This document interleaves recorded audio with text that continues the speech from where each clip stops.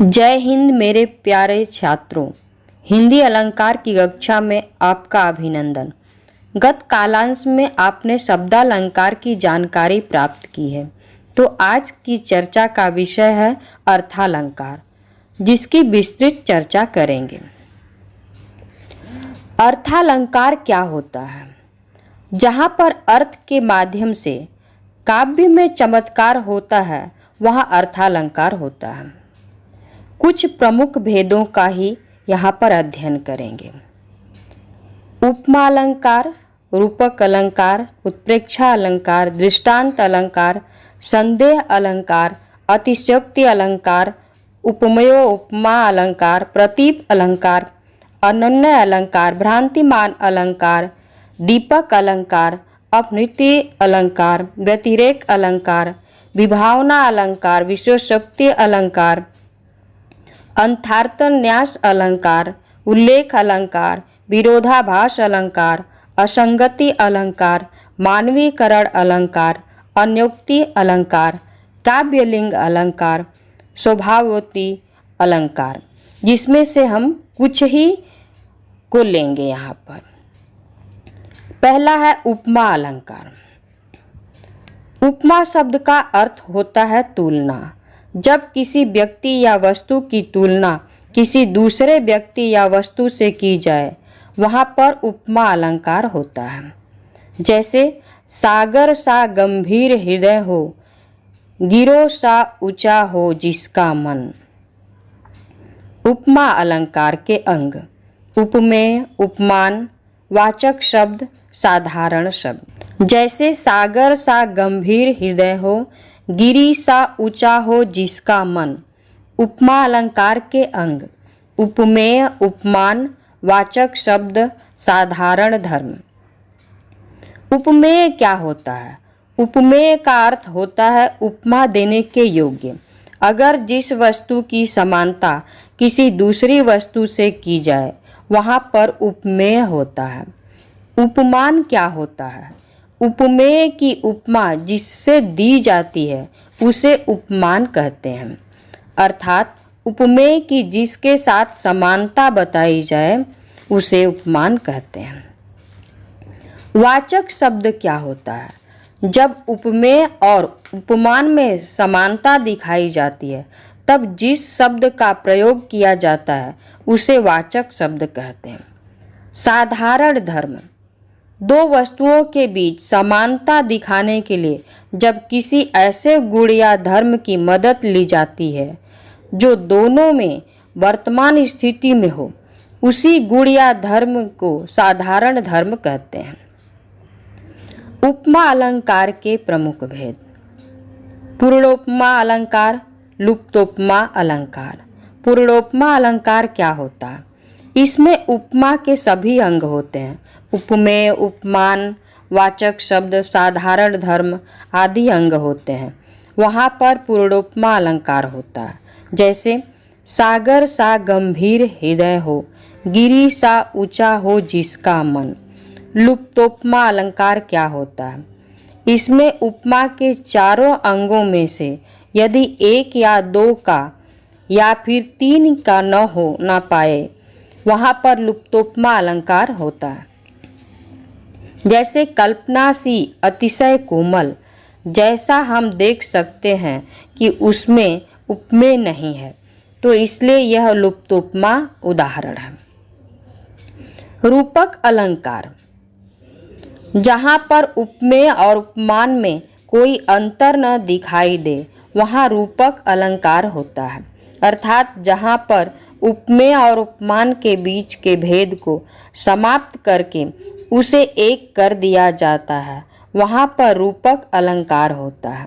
जैसे उदित उदयगिरि मंच पर रघुवर बाल पतंग, बिहसे संत सरोज सब, हर्षे लोचन भृंग।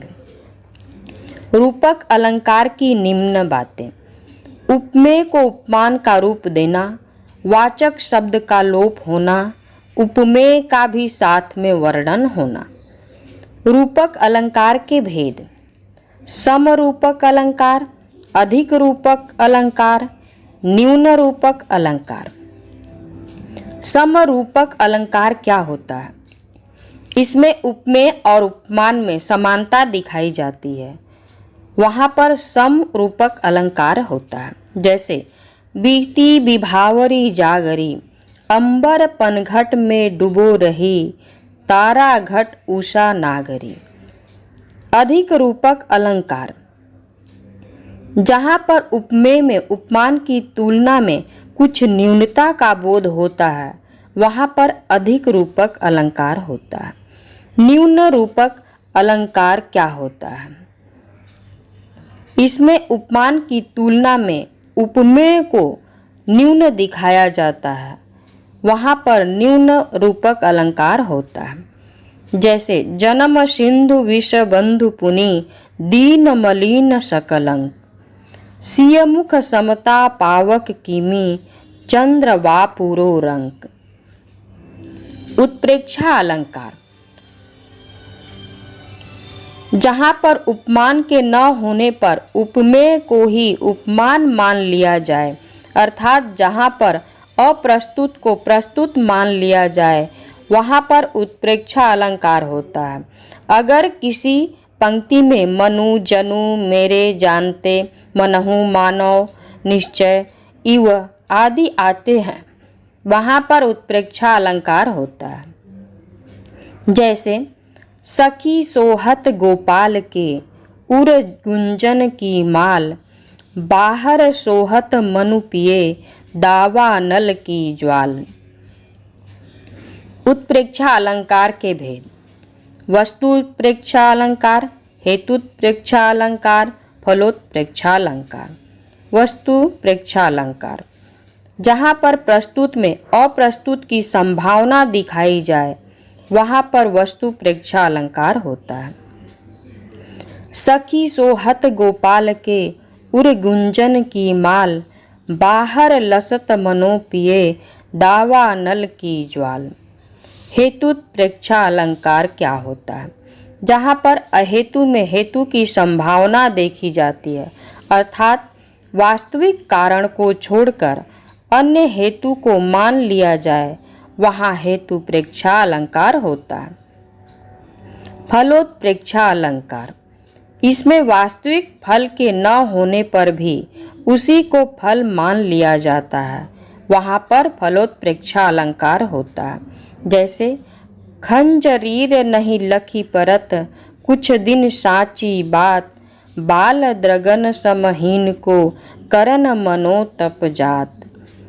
दृष्टांत अलंकार, जहाँ पर दो सामान्य या दोनों विशेष वाक्यों में बिंब प्रतिबिंब भाव होता है, वहाँ पर दृष्टांत अलंकार होता है। इस अलंकार में उपमेय रूप में कही गई बात से मिलती जुलती बात उपमान रूप में दूसरे वाक्य में होती है। यह अलंकार उभयालंकार का भी एक अंग है। जैसे एक म्यान में दो तलवारें कभी नहीं रह सकती। किसी और पर संदेह अलंकार, जब उपमेय और उपमान में समता देखकर यह निश्चित नहीं हो पाता कि उपमान वास्तव में उपमेय है या नहीं, जब यह दुविधा बनती है तब संदेह अलंकार होता है, अर्थात जहाँ पर किसी व्यक्ति या वस्तु को देखकर संशय बना रहे, वहाँ संदेह अलंकार होता है। यह अलंकार उभयालंकार का भी अंग है। यह काया है या शेष उसी की छाया, क्षण भर उनकी कुछ नहीं समझ में आया। संदेह अलंकार की कुछ मुख्य बातें। विषय का अनिश्चित ज्ञान, यह अनिश्चित समानता पर निर्भर हो। अनिश्चय का चमत्कार पूर्ण वर्णन। अतिशयोक्ति अलंकार, जब किसी व्यक्ति या वस्तु का वर्णन करने में लोक समाज की सीमा या मर्यादा टूट जाए, उसे अतिशयोक्ति अलंकार कहते हैं। अर्थात जब किसी वस्तु का बहुत अधिक बढ़ा चढ़ाकर वर्णन किया जाए, वहाँ पर अतिशयोक्ति अलंकार होता है। हनुमान की पूंछ में लगन न पाई आग, सगरी लंका जल गई, गए निशाचर भाग। भ्रांतिमान अलंकार।